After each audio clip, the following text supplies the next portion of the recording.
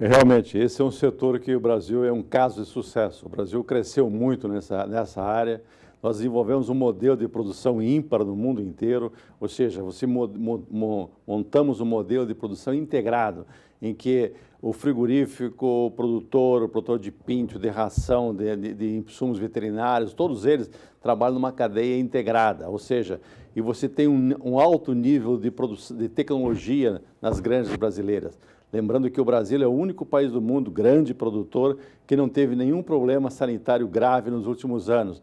Ao contrário dos Estados Unidos, que teve problema de gripe aviária, a China, o próprio mercado na Europa, o Brasil passou incólume em cima disso aí. Então, a questão da produção de frango, além das 13 milhões de toneladas que nós produzimos anualmente, tem uma questão social extremamente importante. Você viabilizou a pequena propriedade rural, especialmente nos 3 estados do sul do Brasil, Paraná, Santa Catarina e Rio Grande do Sul.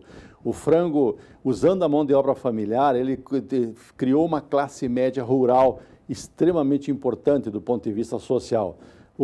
E sem contar que hoje, nós mostramos agora, anteriormente no nosso comentário, os preços do frango resfriado. Menos de $1 o quilo de frango resfriado. Qual é o país do mundo que consegue produzir uma carne de alta qualidade a um preço tão baixo? O Brasil consegue. Agora, será que essa situação é tudo um mar de rosas?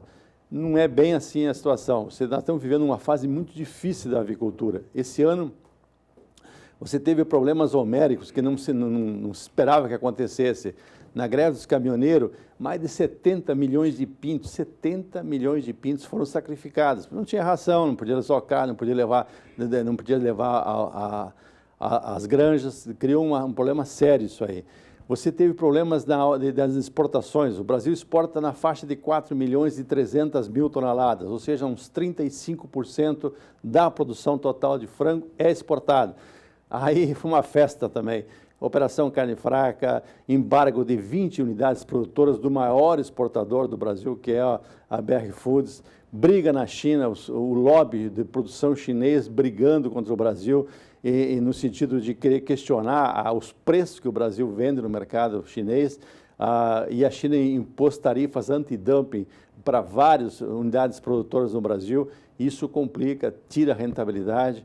O acesso ao mercado europeu também foi comprometido. Ou seja, você teve um cenário... e mais um detalhe, o maior importador do Brasil, que era a Arábia Saudita, está passando uma fase de transição na questão de governo, um novo rei na Arábia Saudita, está fazendo reformas, e nas reformas ele tem que abrir mão para o clero islâmico lá, de algumas coisas. Então estão exigindo mudança no abate de animais no sistema halal, e o Brasil também sai prejudicado nesse processo. Parece que agora estão se acertando. Então, uma série de problemas nas exportações vão fazer com que esse ano o Brasil, que vinha num ritmo sempre crescente nas exportações, há um pequeno recuo. Vamos exportar alguma coisa por volta de 4 milhões e 200 mil toneladas de carne de frango. E o problema do avicultor é que cai a rentabilidade dele. O ano 2016, com o preço do milho, tirou muita gente que era independente do mercado, permaneceram os integrados. Esse ano, você tem um aumento brutal no preço do milho. Mas por que foi tão caro esse aumento? Basicamente em cima de frete. O frete subiu, essa tabela, essa invenção dos burocratas de Brasília, abençoada por um governo fraco que não conseguiu enfrentar a greve dos caminhoneiros. O que aconteceu? O frete subiu mais de 40%, depende das regiões, alguns até mais que isso. Então, esse milho que tem no Mato Grosso hoje não consegue chegar aos estados do sul do Brasil para atender a demanda deles. Por quê? Ficou muito caro o frete. O milho é um produto barato e com o frete caro inviabilizou o processo. Além disso, o farelo de soja, que é um outro elemento fundamental no processo de custo de produção, subiu em função das exportações de soja, em função do preço da questão cambial, já que o complexo soja está amarrado ao preço, ao câmbio, ou seja, subiu o câmbio, sobe o farelo de soja. Então, o que está acontecendo? Então, nós temos um aumento de custo muito grande, e esse aumento de custo não pode ser repassado no mercado interno. Por quê? Porque a renda do brasileiro está comprometida com prestação, com pagamento de contas, etc., etc., encolheu, desemprego, subemprego, toda essa somatória de problemas que afetam a economia brasileira, afeta o consumo de carne. Frango era disparado a carne mais consumida no Brasil, 45 quilos. Esse ano talvez fique pouco acima de 40 quilos por habitante ano. A única coisa da avicultura que melhorou em termos de demanda foi o ovo, porque era muito barato, a dona de casa pega uma dúzia de ovos, faz mistura para 2, 3 dias.